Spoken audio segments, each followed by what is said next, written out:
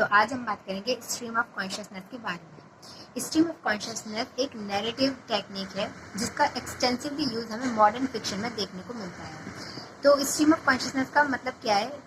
First of all, stream of consciousness is the continuous flow of the thought or your perception or the memories or the feelings in the waking mind. That is what is called stream of consciousness. यानी कि आपके दिमाग में जो continuously एक thoughts का thoughts का एक चेन बना रहता है, एक के बाद एक कोई ना कोई थॉट्स जो है कंटिन्यूसली दिमाग में आते रहते हैं, उसी को ही स्ट्रीम ऑफ कॉन्शियसनेस बोला गया है।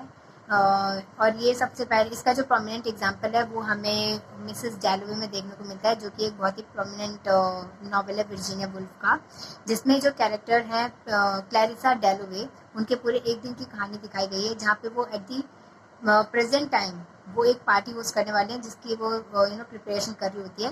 But at the same time वो उसी टाइम पर उन्हें अपने पास्ट को भी सोच रहे होते हैं, जो अपने पास्ट रिलेशनशिप को और अपने कुछ जो चाइल्डहुड मेमोरीज भी उनके दिमाग में आ जाती हैं।